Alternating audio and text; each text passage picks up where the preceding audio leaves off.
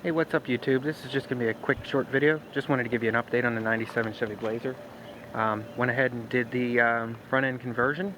The last time you saw this video, or saw a video from me, it was posted in regarding to how to hook up the lights. Switched over from the sealed beam style lights and went over to the composite style.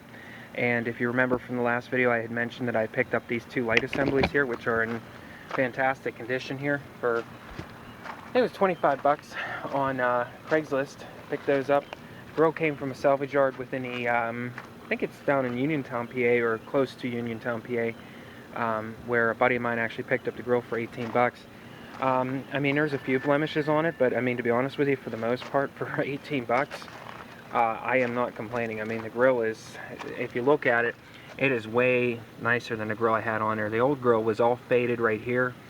It looks similar, but it is actually a totally different grill. It mounts the exact same, and all the screw holes and brackets are in the same place, but the the grill is different because it's got this whole section basically right here completely cut out for this composite style headlight assembly to fit in there. So but yeah, I mean, that's pretty much it, guys. It wasn't too bad. We did run into one little snag when we were doing it, and my buddy Dan helped me do the install at his place because he has a little bit nicer area to work than I do here as far as tool accessibility and also as far as lighting goes, because we did it yesterday evening.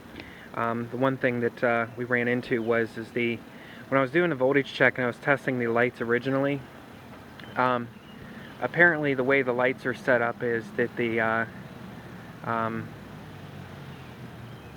way the harnesses come is when they ship you the pigtails, the pigtail for the 9006 light is, the 9006 bulbs is actually your low beam, and the 9006 light is meant to be plugged into the what they ship you a pigtail that's for a high beam light.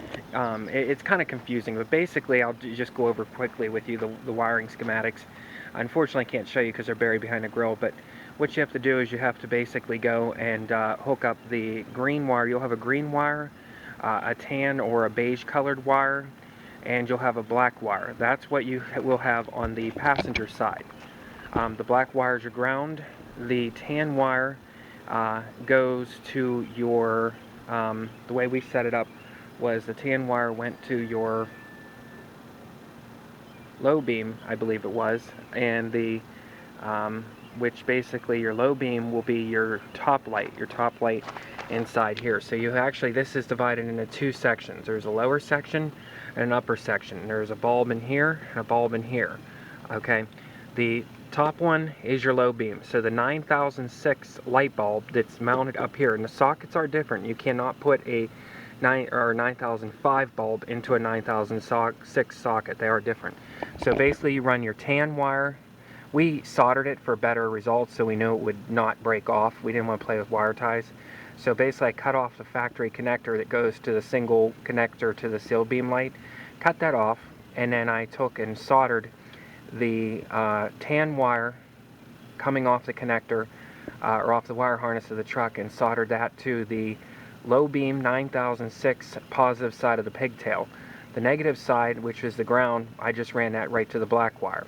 And for the other one, I took, for the high beam light, which is on the bottom of the assembly, I took the green wire, ran it to the positive of that pigtail socket, and then took the ground wire and spliced it in along with the other ground / negative black wire. So the two black wires coming off, the two negative ground wires coming off both light sockets go into one thing. Now, the driver's side's a little different. It was a little confusing. The driver's side is set up a little different. It has, this driver's side acts as the, I guess you would consider the daisy chain or the junction. So you'll have a two green wires going into the socket, two beige or brown or, you know, whatever color you want to consider it, tan I guess you could say, and you have one blue wire. The blue wire on this case serves as your ground wire, and what you have to do is you have to splice in the two green, you have to connect them together, because basically the green from this side here is actually the one that's daisy chained off of this assembly and goes over to there, and that's why there's only three on that side. And basically 5 wires on this side. That's why it's different. So you basically just tie them together, run your green to your 9005 bottom high beam light, and splice them together, and then take your tan or brown wire and run that into the low beam, which is going to be the positive side of the low beam, which is the 9006, which is going to be on the top, and then, like I said, the 9005 on the bottom is the high beam of the assembly. And you just tie them together and then solder the pigtails onto them, and then use the blue to solder to your everything in for the ground, your blue wire. Just once again, just like the other side, just tie them all together. All the ground black wires go into the blue wire on this side instead of the black, and flick them on, and everything worked great. So really, we did have to switch the high beam and low beam around, because I thought the 9006 was a high beam, but it's actually the opposite. The 9006 actually is the bottom light, which serves as your low beam. But right now, that's the low beam. I mean, you can even see on camera the significant difference of light output these put compared to the those wonderful closed beam lights. And we're going to switch over to the I'm sorry, that's high beam. It was on high beam, so that's low beam. We got it on low beam now. There you go. And you can see the low beams are a little bit less bright. Not sure if the camera's picking that up, but they look pretty good. And like I had said on a previous video, I installed those fog lights down there. We put on one of those toggle switches down here, underneath here, which is tapped directly into the cigarette lighter constant volts. And as you can see, that really sets it off.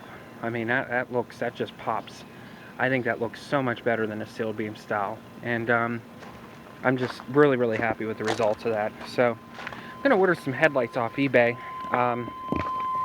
Headlights I'm going to order are going to be ultra bright ones. I'm going to order some 100 watts. I don't know if anybody has any feedback on those. I don't know, the 100 watts might be too hot. I don't want them to melt my plastic headlight assemblies. The bulbs that came in, I'm running in here right now, the bulbs that, get the hood up here for a minute, the bulbs that came in the lights assemblies that I picked up, there were still bulbs in them, and they were still good except for one. The low beam on the driver's side I had to replace, but I actually had an extra one laying around. But as far as lights go, unfortunately, the way this appears to be set up, in order to change a light bulb on here, I'm pretty confident in order to change a light bulb on here, you have to take the entire grill off and the headlight assembly. I'm not sure yet. I haven't really had much time to really research this and look at this, but I'm really thinking that that's going to be the case, because as you can see here, no room here to get your hand to change a bulb. You know, there's no way to pop the headlight assembly out. It just does not come out. It just doesn't work that way. So I'm thinking you have to take this grill off with these bolts here, and there's clips on the bottom. Hold it in, bolt here, another bolt in here. There's two bolts, one above and one directly below the Chevy symbol that mount this grill on, and the grill just basically just comes right back off. So I have a feeling in order when I go to upgrade the lights to the better type of lights, I'm going to have to basically take everything completely back apart to get the lights in there. So not sure why they designed that. I need to look into that. I didn't realize how much of a pain that was going to be to change lights whenever I first got these this setup. Not regretting my decision. I still absolutely love the front end of this with these lights on here versus the closed beam, but I still am a little concerned as far as ease and accessibility as far as changing the lights. I just have a feeling it's going to be a real pain in the neck. But as for now, I'm not going to worry about the lights. All work, all the bulbs are still good, everything's functional, so we're just going to fly with it for now.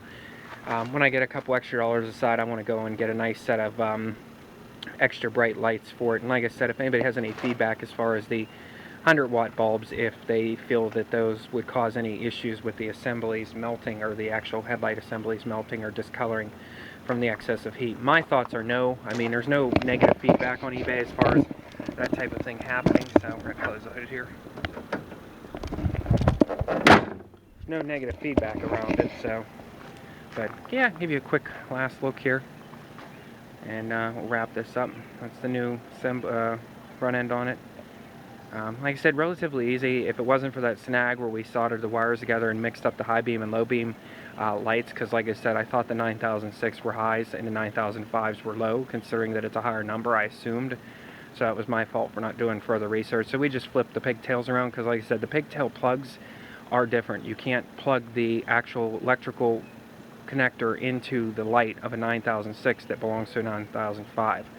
And once we had it all hooked up, I realized my low beams were actually brighter than my high beams. That's when I realized that we had wired it wrong. So like I said, as long as you run that tan wire as your positive lead to the 9005 light bulb, and as long as you run the green wire to your 9006 positive, and the rest is all common sense, just tie them all into the ground wire as far as soldering.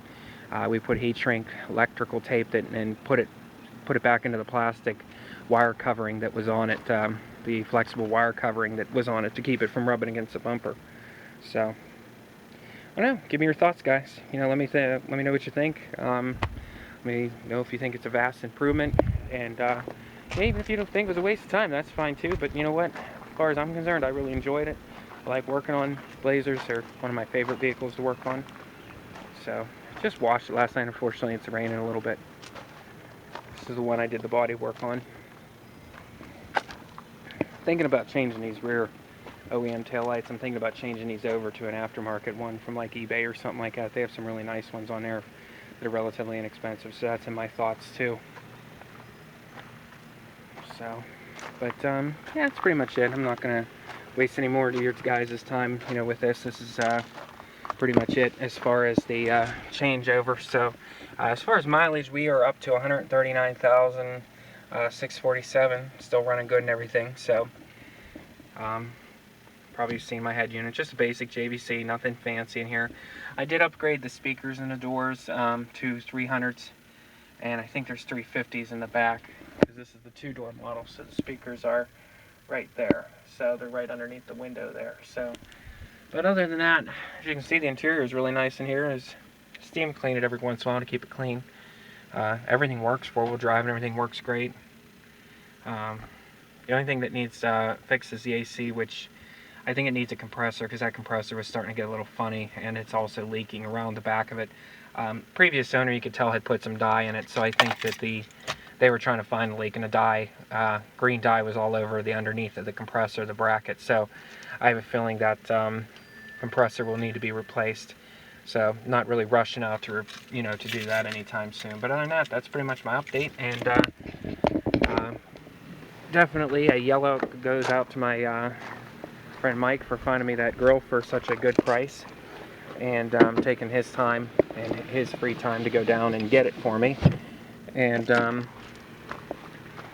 also a yell out to my friend Dan that I work with, that took his time on an evening after we worked basically 12-hour shifts, I believe, each of us, and to come over, or I should say, let me come over and borrow some of his tools and use his knowledge as well as his soldering iron and solder to wire this up. And that's about it. I thank you guys for watching. Please remember to rate, comment, and subscribe.